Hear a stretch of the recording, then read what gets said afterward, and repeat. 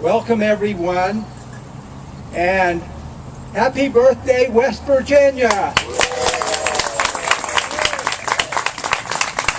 150 years and counting, and we'll do this again in 50 years, so be sure to come back. June 20th, 1863, to June 20th, 2013. And what a beautiful June day. And what is so rare as a day in June, then if ever, come perfect days. From the poem by James Russell Lowell, and my wife's favorite poem. And it's a beautiful day. I'm David Webb, and I'm your MC today. And I'm also David Hamilton Webb.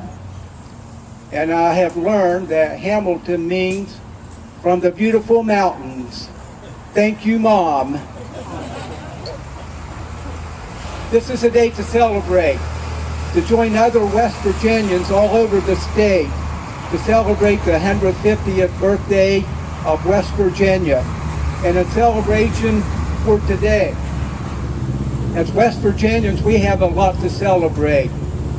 We have people to celebrate. Author Pearl Buck, and actor Don Knotts, and singer Kathy Mattea, gold medal winner Mary Lou Retton, test pilot Chuck Yeager, Congressman Harley Staggert, scientist Booker T. Washington, basketball player Jerry West, and golfer Sam Snead. We have places to celebrate in West Virginia. Our beautiful mountains that range in elevation from 240 feet at Harper's Ferry to 4,863 feet at Spruce Knob. A great national forest, the Monongahela National Forest, made up of 919,000 acres in 10 of our beautiful counties. The world-famous Greenbrier Hotel, the impressive New River Gorge Bridge, a beautiful state capitol building. Besides people and places, we have things to celebrate.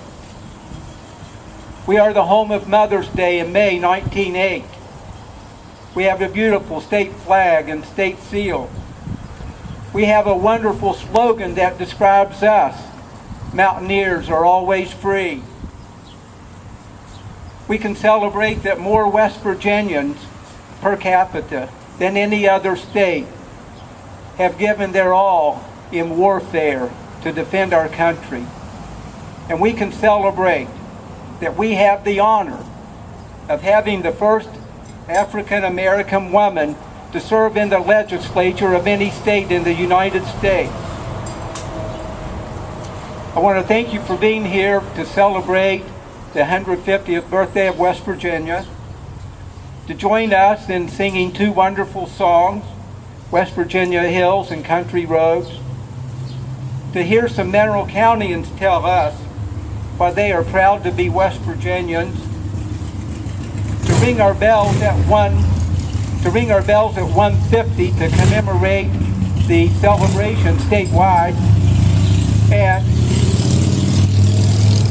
when you hear chimes at 150, we will interrupt our program and ring our bells, and we will celebrate by having some birthday cake.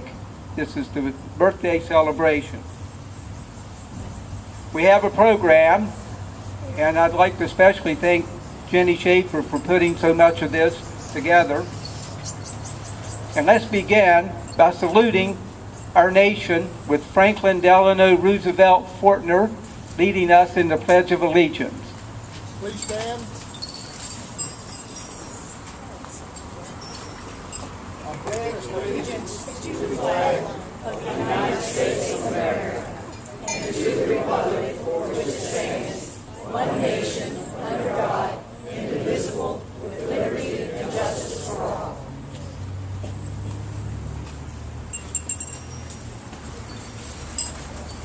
Now, please welcome Karen McDonald, who I might say is Senator Joe Manchin's favorite singer in the entire world, to sing My Home Among the Hills.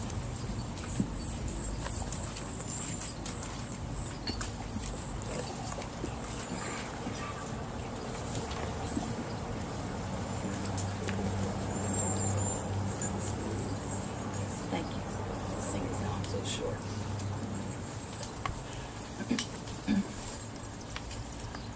There's a land of rolling mountains where the sky is blue above, and though I may roam, I hurry home to those friendly hills I love, where the moonlit meadows ring with the call of whippoorwills. Always you will find me in my home among the hills, and where the sun draws rainbows in the mist of waterfalls and mountain rills. My heart will be always in the West Virginia hills. Their autumn hillsides are bright with scarlet trees, and in the spring the robins sing, while apple blossoms whisper in the breeze. And there is music in the flashing streams, and joy in fields of daffodils, laughter through the happy valleys in my home among the hills.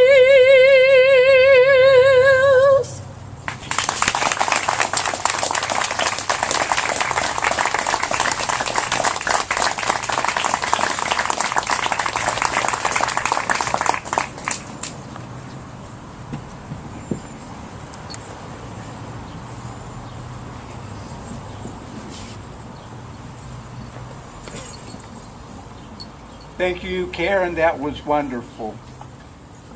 Are you proud to be a West Virginian? Let's hear from 5 West Virginians who can tell us why they are proud to be a West Virginian, beginning with Mayor Armentrout. Mayor of Carbondale. Thank you, David. As he said, I'm the mayor of a wonderful little town of Carbondale in northern Mineral County. And I was asked to speak on what I'm proud of. West Virginia, well, there's so many things that I'm proud of, and I've tried to narrow it down to what I thought would be the thing I'm proudest of. And so, since West Virginia was born out of a conflict in the Civil War, and it was served by so many people from West Virginia, I thought, well, we'll talk about the veterans, West Virginia fighting men and women who've served this country. And I immediately thought about Sergeant Kelly and Sergeant Shook, both Medal of Honor winners from Mineral County. And I thought about Mr. Oliver Stewart, who was one of the Werewolf 11 who paid the ultimate price during the World War II.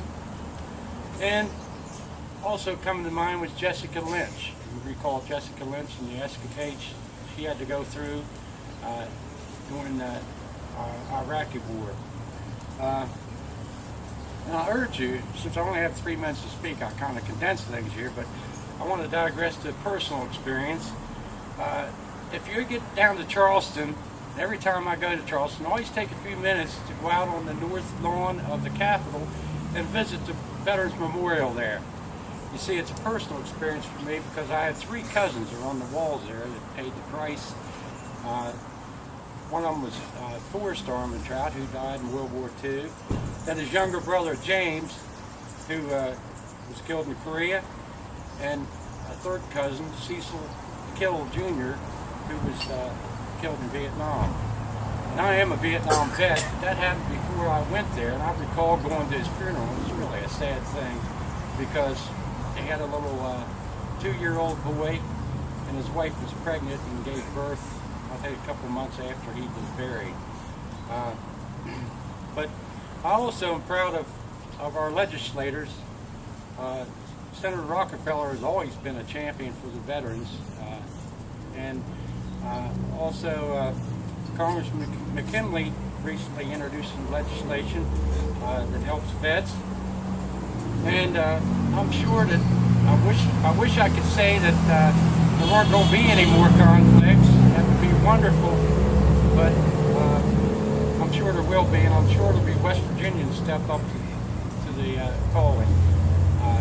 I urge you to read Senator Manchin's column in today's Tribune.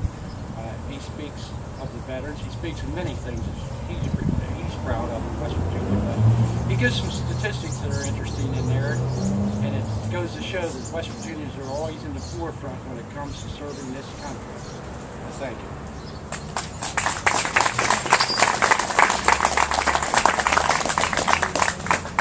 Thank you, Mayor Armentrout. And now let's hear some words from Kimberly Rolls.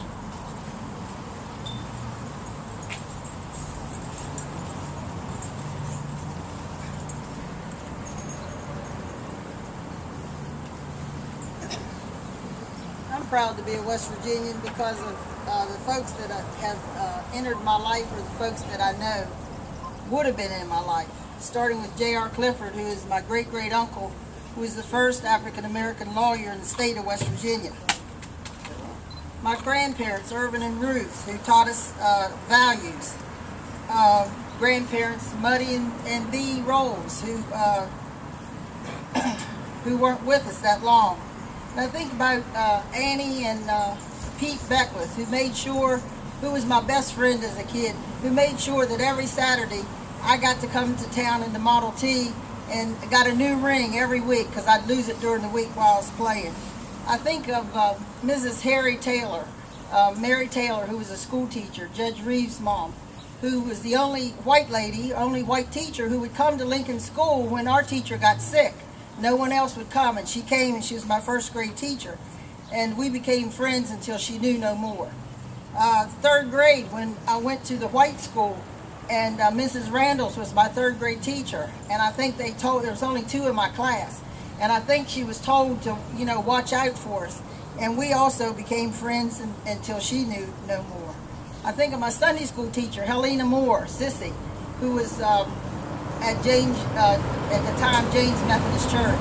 And she would rescue me after Sunday school and take me to her house so that I didn't have to stay for church. But she went on and went past the mountains and went on to live in Washington. And she was one of the first 3 to register at Potomac State College. I think of Miss Sister Keys and Miss Emmylou McDonald, who cooked the hamburgers on the playground there where the Presbyterian Church now stands. That was the playground for the colored kids. And those were the best hamburgers that you would ever taste. I think of Mrs. Pfeiffer, who was also one of my teachers in the 4th grade, who took a liking to me, and we also became friends. I think of folks that I met in my adult life, like Charlotte Meade, who lives in Fairmont County, lives in Fairmont in Marion County, who had to leave home to be a teacher, to get a job, to be a teacher, and went to Toledo, came back to care for her parents. And it's humbling to know Charlotte. If some of you do know Charlotte, there went my notes. But she's an extraordinary person. Just knowing that person.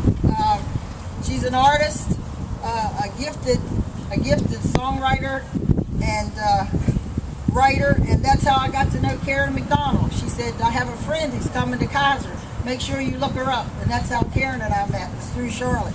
So the world, it's a small place, but in West Virginia. Reverend Homer and Pearl Davis, who fought for justice and raised daughters, and some of them became preachers, and he's just an inspiration. The fact that I lived here and got to go to programs at Frostburg State and Potomac State, and to meet two of my favorite folks, Ossie Davis and Ruby Dee, and they came back more than once, and they remembered us when we went for the next times. Dr. Hazen at Allegheny College, who was a philosopher and a minister, but taught the class on death and dying, and that was the best class I ever took. We never laughed more. Folks would go past and want to know, what are you all doing in there? You're talking about death and dying. Yeah, but it was fun. I think of Lorraine Kithcart, who was a comedian who nobody ever knew. The world would never know Lorraine. She would keep you in stitches. She just had this dry humor. And she was just, she was a fascinating human being if you never took the time to get to know Lorraine. She was fantastic. I think of Mike Katarba, who came from Marion County and worked at Kelly Springfield, who I worked for quite a few years. He was just an inspiration man, a family man. He liked to smoke cigars, he liked to play golf, and he liked to drink beer. But he was a good old guy, and he was a good family man. He was a good husband and a good father. And he moved on to North Carolina when the plant closed. I think of my mother, who told us that no matter what anyone tells you, you are a person and you are of worth, and taught us that we were to take nothing from no one, and defied us to sit in the left-hand side of the Kaiser Theater when we went to the movies. I think of my friend Diane, who has endured more than any parent should ever have to endure, and endured it with much grace.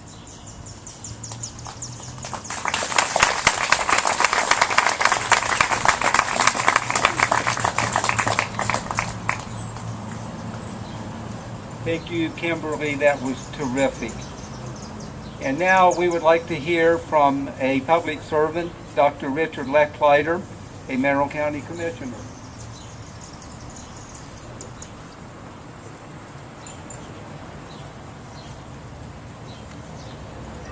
Welcome and thank you all for coming out today as we celebrate the 150th birthday of West Virginia. Why I'm proud to be a West Virginian. I love this state because of the people, the land, and the history. I put together a few words of 2 minutes. Be forewarned, I'm not a very good poet. The people are friendly and helpful. Driving down a back road, everyone is your friend, and they wave from their porch swing or pickup truck. If you stop for help, they will give you all they can and invite you back when you pass by again. Even if you can't read, they can't read a piece of sheet music, they can sing and play a song in a way you've never heard before, but it touches your heart as no other tune has. Whether they are college grads or barely made 8th grade, they stand together for their community, and all are equal in God's eyes. The land is grand and unique in all the world. Tall mountains and dark hollows, cold streams and hot springs, prickly pear and cranberry, laurel thickets and bald mountain knobs. Fish swim and eagles fly, deer will flag you while the coyotes howl. The tree you're in because of a bear, wait a few moments, he won't be there. Mushrooms are hidden in your secret glade, and there is a mountain where ice can be made. Our maple is sugar, our bird is all red, our apple is golden, and our bee is pure honey. Last but not least is our history. Pioneers, trappers, loggers, miners, industrialists, craftsmen, artists, heroes, all had their moments in time, and some still do today, in shaping the mountain state, a unique culture evolving through time. From the backwoods cabin by the stream to the steamships on the river, from 15-foot cross-cut saws to mighty locomotives with 100 coal cars, from Nancy Hanks' log cabin to a grand marbled, domed in gold building, a one-of-a-kind state from 1863, born of proud people who believed all should be free. Happy birthday, West Virginia, from one truly proud mountaineer. Thank you, and may God bless West Virginia.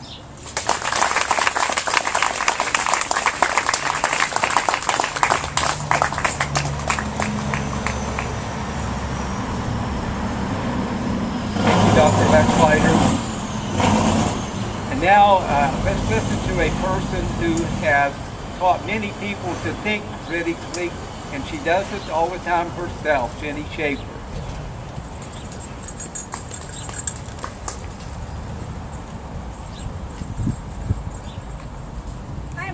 I am proud to be a West Virginian for 3 reasons. West Virginians have pride in the past of our state. We struggle to understand the present, both problems and blessings. And last, we have faith that the future is in our hands and that we can make it better. I am a student and a teacher of history, and I look back with pride at the history of West Virginia. Born of the adversity and in times of war, people of West Virginia knew they wanted to be a part of the United States of America. Those people who cut the trees and built homes, those men who worked in coal mines, the teacher who taught in a one-room school, the men who built the railroads that crisscross our state. We must be mindful of those laborers and leaders who built the foundation for our present state. I grew up in Morgantown playing in a stream turned red from the runoff of coal mines. But learning through that mistake, now that stream runs clear. We have seen our mountains stripped of their greatness. We practiced racism and segregated people of different races and of different religions. The pride that we learn through our mistakes will make our future better. I am a proud West Virginian because of the people who we are today. Look how many have turned out to join in a small town celebration of a great state. We know our neighbors. We help the people when they are in need. We laud our young people and we recognize their achievements and successes. Does that mean that everything is rosy in West Virginia? Not at all. We have much to do and we must work together. I heard Senator Manchin today in an interview on television discussing the Second Amendment. Many West Virginians use guns for food, for hunting, and to protect their farmlands. Moreover, we understand that the Constitution is a living document, one that must fit the needs of our current conditions. Our senator is leading our state and the United States to protect gun ownership and also to protect the public. I am proud to be a West Virginian because we have faith that we can resolve our problems, our differences, and we can make a better state for our children. We survived the Depression. We have suffered too many wars. We have made coal mining safer. We have built better schools. We will continue to protect our communities with our volunteer firemen, volunteer emergency and ambulance workers, strong National Guardsmen, and just every person, like everyone here, who strives to make West Virginia a better state. The words of a song written by Kate Bong summarizes how I feel about being a proud West Virginian. I'm a West Virginia woman. I'm an Appalachian dream. I'm a real mountain mama, exactly what I seem. I'm a hillbilly lady. I got country holler ways, and no matter where I live, I'm West Virginia, born and raised. I've got the strength of the mountains, the beauty of the hills. I've got the peace from the valley, white lightning from the stills. I've got the songs of the century, the secrets of the past, and no matter where I go, I'm West Virginia, first and last.